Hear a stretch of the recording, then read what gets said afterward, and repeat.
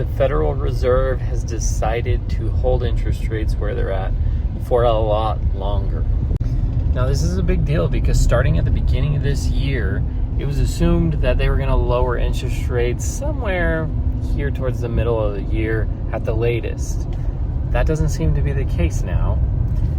And honestly, some people are starting to think whether they're going to even lower them until the last 3 months. They're still saying that they're going to lower it 3 times this year, but it might not be till the last 3 months of the year, October, November, and December. Now, why is that an issue, or why could that be a bad thing, you might be asking yourself.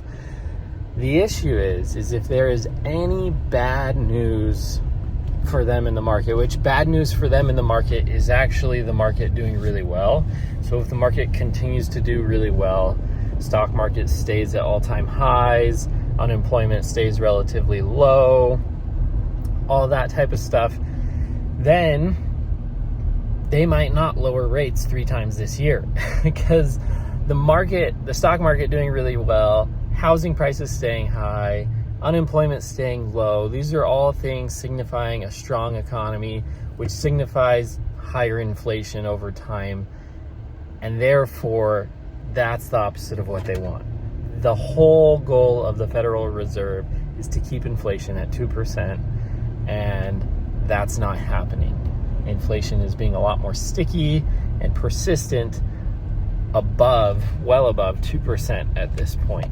Most people should be okay. Most people shouldn't be too affected by this. The only way that this is going to really hurt you in the immediate term is if you're somebody who's bought a home with a high interest rate and you were banking on the Federal Reserve lowering the interest rates quickly.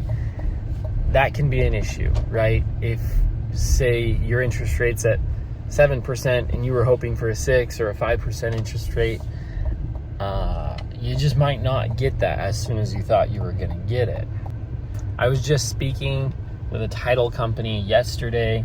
I had to get some documents notarized, and in that conversation I was having with them, they said people are hoping for interest rates like we used to have, and we're just never going to get those again. Never. Meaning 2%, 2 point something, not going to happen. 3%, probably not going to happen. 4%, highly unlikely, but possible still. Most likely, we're going to be around 5 to 6% interest rates going forward. And that's just a typical place to be with interest rates. Really high is in the teens, right? Above 10%. Those are really high interest rates. We've kind of just went a little bit above normal interest rates. The last, decade hasn't been super normal. We've been trying to recover from a severe problem in the housing market, right? And therefore, lowering interest rates incentivize people to buy homes and so on, and the economy, it all recovered with that. But that is not typical. It's not typical for the feds to have their rates at 0 and for mortgage interest rates to be at 2.8, 3.25%.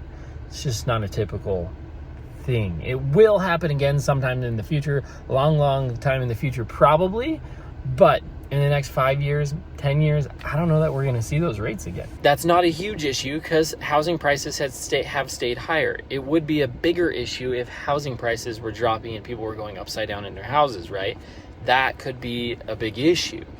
The feds are hoping for a soft landing, meaning housing prices not too affected, unemployment not too affected, but just that this, sticky inflation slowly comes down and that housing prices don't go way too much higher, and that, prices of goods and services aren't being crazy like they used to. 1 minute, I'll be back. So if you were hoping for lower interest rates, maybe a change of strategy might be a solution. Hopefully you're able to at least afford the rate that you're at and be able to make it through on that rate. I think over time, wages are going to continue to slowly increase, right? That'll help those rates. But the biggest thing, the feds also are wanting that, right? To not have high wage inflation.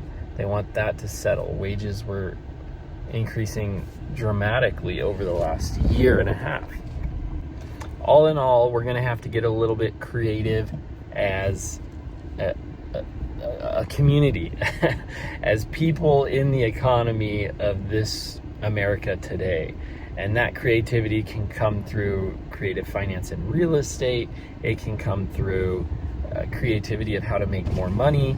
It can come through all these different ways of just being creative of our finances, where we can save money, refinancing other items besides our home if you need to make it better, refinancing bad debts, paying down those bad debts so that then you have more money to pay towards your mortgage and whatnot.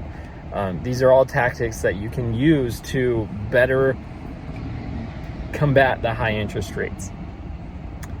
It's going to be a little bit tricky. It's going to be a little bit sticky, but we can make it. We can work through this, and you and I got this. Let's work together. Let me know what ideas you have to combat the high interest rates and them sticking around, what you're going to be doing into the future.